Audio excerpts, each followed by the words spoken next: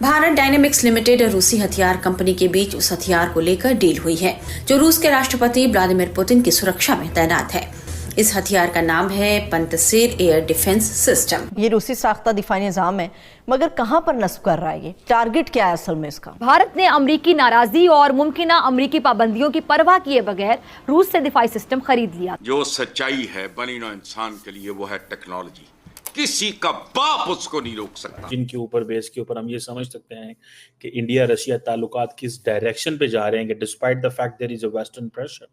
ये missile system है क्या? यह हथियार पुतिन के घर से करीब 3.5 किलोमीटर दूर तैनात है, जो किसी भी तरह के हवाई हमले को हवा में ही नष्ट करने की क्षमता रखता है। क्या पाकिस्तान ये मिसाइल सिस्टम खरीद सकता है? पहले ये बताइए, IMF का वफ्द जो है वो आ रहा है कल पाकिस्तान। डूम और मिनी बजट की खबरें गर्दिश कर रही हैं। डूब मरो है तुम्हारी ऐसी फायर वॉलों की ऐसी की तैसी। You cannot do anything। India बहुत सारा जो चीजें खरीद रहा है वो इंडियन रुपए में खरीद रहा है, जो कि रशियंस ने इंडियन बैंक्स में पैसा रखा हुआ है। चीनी जो है वो बहुत ज्यादा नाराज हैं, बहुत फ्रस्ट्रेटेड हैं।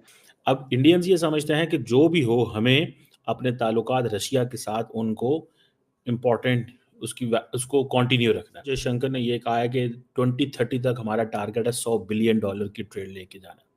चाइनीज ये समझते हैं, जो मीटिंग्स हुई हैं और जो ऑफिशियल बता रहे हैं रॉयटर्स को, कि चीनी ये समझते हैं कि पाकिस्तानी सिस्टम जो है सिक्योरिटी का वो डिसफंक्शनल है, इनकॉम्पिटेंट है और वो ठीक तरह से काम नहीं कर पा रहा। इंडिया के अंदर आजकल एक रशियन डेलीगेशन आया हुआ है, इम्पोर्टेंट डेलीगेशन है बाय द वे, और इस डेलीगेशन ने जो चीज़ें बताई हैं वो थोड़ी बड़ी इंटरेस्टिंग है। एक तो डॉक्टर जयशंकर से जब उनकी मुलाकात हुई तो जो मेजर आप समझ लें कि 10 एक पॉइंट सामने आए हैं, जिनके ऊपर बेस के ऊपर हम ये समझ सकते हैं कि इंडिया रशिया ताल्लुकात किस डायरेक्शन पे जा रहे हैं, कि despite the fact there is a western pressure. ठीक है ना जी। अब इंडियंस ये समझते हैं कि जो भी हो हमें अपने ताल्लुकात रशिया के साथ उनको इम्पोर्टेंट उसको कंटिन्यू रखना है। पहली बात तो ये है कि डॉक्टर जयशंकर ने ये कहा है कि 2030 तक हमारा टारगेट है $100 बिलियन की ट्रेड लेके जाना। अच्छा, इसमें से आपको पता है जो मेजॉरिटी ट्रेड है वो किस चीज़ पे है? Majority of the trade is India जो ऑयल इंपोर्ट कर रहा है। इस वक्त इंडिया और रशिया की जो बायलैटरल ट्रेड है that is about $66 billion.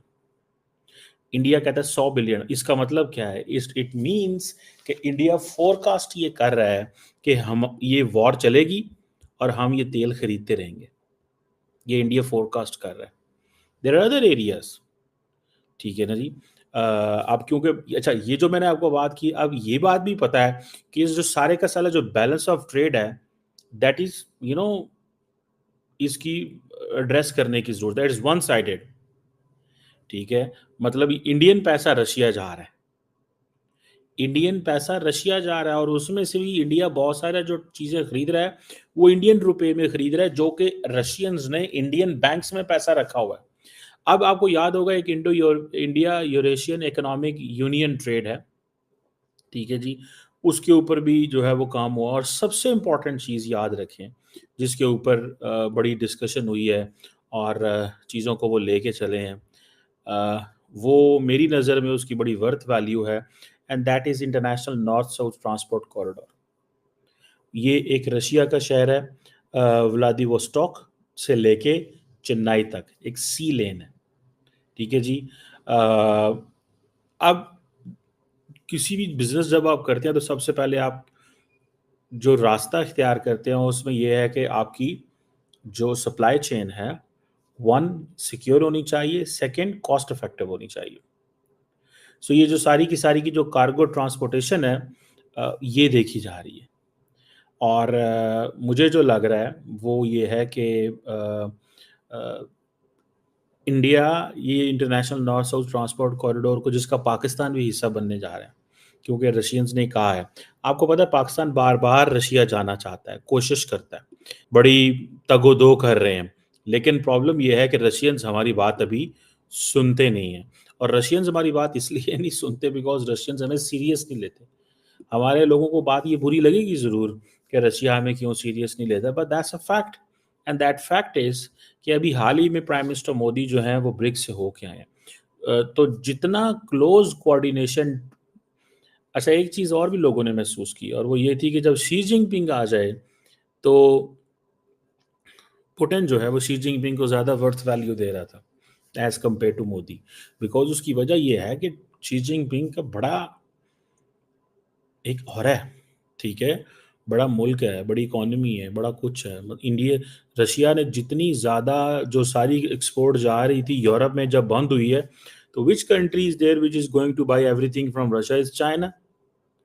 China क्योंकि मार्केट बहुत बड़ी है, आप उधर हर चीज़ बेच सकते हो, जो मर्ज़ी चाइना के अंदर बेच दो, ठीक है? सो ये चीज़ जो है ये एक that is something that is important, और इसको देख के हम भी कोशिश करते हैं कि कैसे तैसे हम भी शायद अच्छा, हमारे यहाँ क्या हुआ कि अभी जैसे रिसेंटली रशियंस आए हुए थे एससीओ पे, तो आपको पता है कितने लोग आए थे? कहा जाता है कि कोई 70-80 लोग आए थे, फिर पता चला लॉजिस्टिक्स, स्टाफ, स्टूफ, सिक्योरिटी डाल के कुछ 250 बंदा आया हुआ था रशियंस का। अब ये चीज़ जो है ना, 250 बंदा रशियंस का आया हुआ था, ये चीज़ पाकिस्तान में लोगों को बड़ी खटक रही है। 250 बंदा, इतना बंदा आ गया, ये बंदा क्या कर रहा था यहाँ पे क्या होगा, कैसे चीज़ें चलेंगी? मतलब this is something which definitely makes the case. ये चीज़ें जो है ना वो सामने आती हैं। बहरहाल अब $100 बिलियन की बात हो गई, बैलेंस ऑफ ट्रेड को रीड्रेस करने की ज़रूरत है, बिकॉज सारे का सारा जो जाता है रशियन साइड पे जाता है, पैसे तो वहाँ पे चल रहे हैं। अब देखें, ये जो जिसे कहेंगे ना ये चीज़ इंडियंस को तो अच्छी लग रही है, डॉलर वहाँ जा रहे हैं, क्योंकि जो इंडिया फॉर एग्जांपल $1 का अगर तेल ले रहा है तो वो $2.25 $1.5 का आगे बेच भी तो रहा है ना यार, वो डॉलर कहीं और से वापस इंडिया आ रहे हैं। जय हिंद दोस्तों। तो इस वीडियो में पाकिस्तानी मीडिया चर्चा कर रहा है कि भारत एक डेलीगेशन आया है रूस से, जो कि भारत को एक ऐसा हथियार देने वाला है जो कि रूस के राष्ट्रपति के घर की सुरक्षा करता है। कुछ ऐसा नाम से उस हथियार का नाम है, अभी पूरी तरह से डीलिंग नहीं हुई है, हालांकि उसमें बातचीत चल रही है। ये हथियार जब पुतिन की सुरक्षा में लगाया गया है तो सोच सकते हैं आप कितना बेहतरीन हथियार होगा, और ये हथियार अब भारत खरीदने वाला है। तो पाकिस्तानियों के लिए तो समस्या बढ़ती है जब भारत किसी भी तरह के नए हथियार खरीदता है। हालांकि पाकिस्तान को समस्या नहीं होनी चाहिए, हमारे टारगेट कुछ और हैं, हम पाकिस्तान की सोचते भी नहीं, क्योंकि पाकिस्तान छोटा सा पिद्दी सा जो खुद सर्वाइव करना मुश्किल जिनके लिए हो रहा है, वो दूसरों के लिए खतरा तभी बनते हैं जब दूसरा सोया हुआ हो। अगर वो अपनी सुरक्षा के लिए कर कंसर्न्स है और वो काम कर रहा है तो उसके लिए कोई चीन और अमेरिका जैसे देश खतरा पैदा नहीं कर सकते। ये लोग सिर्फ बयानबाजी कर सकते हैं। अभी देखिए आप, बांग्लादेश से हाल ही में बयान आया है कि इस्कॉन आतंकी संगठन है और जो जय श्री राम बोलेगा वो आतंकवादी है। तो मतलब ये पूरी तरह से रेडिकल इस्लामिक आतंकवाद पर बांग्लादेश जा रहा है। अब देखिए, भारत सरकार से यही थोड़ी समस्या रहती है कि इन लोगों का इलाज करना होता है। सर, आप लोग अमेरिका की नीति अपनाइए, जो उनके खिलाफ जाता है उसको ठिकाने लगा देते हैं वो लोग, तभी वो आज दुनिया के सबसे बड़े सुपर पावर। और हमें ये छोटे से देश जिनका खाना पानी भी हमारे ही भरोसे चलता है, वो हमसे इस तरह की बातें कर रहे हैं जो जय श्री राम बोलेगा वो आतंकवादी है। तो फिर इन्हें आतंकवाद का सही से मतलब समझा देना ज़रूरी है। 2-4 टॉप के जो वहाँ पर कंट्रोल किए हुए हैं उनको अगर आप डिलीट करवा देंगे ना तो सब लाइन पे आ जाएंगे। बिना डराए काम नहीं चलता है, आपको एक को ठोकना होगा, 10 भाग जाएंगे। स्वाभाविक सी बात है, कश्मीर से आतंकवाद कैसे ख़त्म हुआ, किस लेवल पर आतंकवाद था, पत्थरबाजी, न जाने क्या क्या होता था।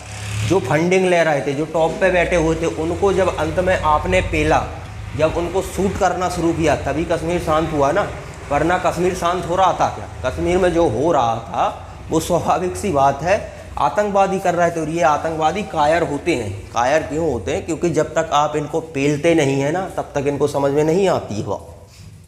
अब आप स्वाभाविक सी बात है, उनको सिर्फ सोच रहे हैं कि ये चीज़ें बंद कर देंगे, वो चीज़ें बंद कर देंगे तो ये होगा वो होगा। इस भरोसे मत रहिए, जो टॉप पे बैठे हुए हैं उन्हें पेलना सीखना होगा आपको। आप उन्हें पेलोगे ना तो 2-4 को पेलोगे, बाकी सबकी अकल ठिकाने आ जाएगी। ज़्यादा को पेलने की ज़रूरत नहीं पड़ती, सीधी सी बात है। जो आपके विरुद्ध जा रहा है, अगर आप उसका इलाज नहीं करोगे तो फिर बीमारी बढ़ेगी। बांग्लादेश से इस तरह का बयान आना भारत के संदर्भ में, ये पाकिस्तान ही नहीं देते इस तरह का बयान। तो जिस तरह का बयान बांग्लादेश दे रहा है, अभी थोड़ा ताज़ा आतंक पर शिफ्ट हुए हैं, तो इनका इलाज करना होगा। दो चार जगह जो टॉप के जो कमान संभाले हुए बैठे हुए हैं ना, उनका अगर वो ब्लास्ट होकर दिए जाए ना तो ये सब लाइन पे आ जाएंगे। लेकिन भारत सरकार की समझ ही नहीं आता मुझे। आपका पड़ोस में जो आप पर निर्भर है वहाँ आप कुछ नहीं कर पा रहा है तो आप अमेरिका और चीन को क्या ही चैलेंज दोगे। इन लोगों को तो पेलना बहुत ज़रूरी है। अमेरिका, देखिए अमेरिका के खिलाफ इमरान खान गया, जेल में सड़ रहा है कि नहीं सड़ रहा। पैसे का यूज़ करिए, कुछ तो करिए, आपको कुछ तो करना ही पड़ेगा। कुछ नहीं कर पा रहा है तो फिर स्वाभाविक सी बात है इस तरह की चीज़ें आपको झेलनी पड़ेंगी। और यहाँ पर मैं बात कर रहा था कि जो हम रूस से हथियार ले रहे हैं उस पर पाकिस्तानी चिंतित है, तो पाकिस्तानी का चिंतित होना लाजमी है। भारत अपने आप को मजबूत बना रहा है, ऐसे हथियार ले रहा है जिनकी कल्पना पाकिस्तान नहीं कर सकता, तो पाकिस्तानियों का चिंतित होना ज़रूरी है। अब आपको यहीं से देखना चाहिए कि पाकिस्तान चिंतित है। वो पाकिस्तान जिसके पास खाने को नहीं है लेकिन वो चाहता है कि भारत को किस तरह से बर्बाद किया जाए। तो सर आपको इनका इलाज करना पड़ेगा। अगर इनका इलाज नहीं करोगे तो फिर भुगतने के लिए तैयार रहो, सीधी सी बात है। बांग्लादेश की तरफ से जिस तरह का बयान आया उसके बाद तो इनका अकल ठिकाने लगाने के लिए एक दो जगह इनको पेलना ज़रूरी है, तभी ये लोग लाइन पे आएंगे।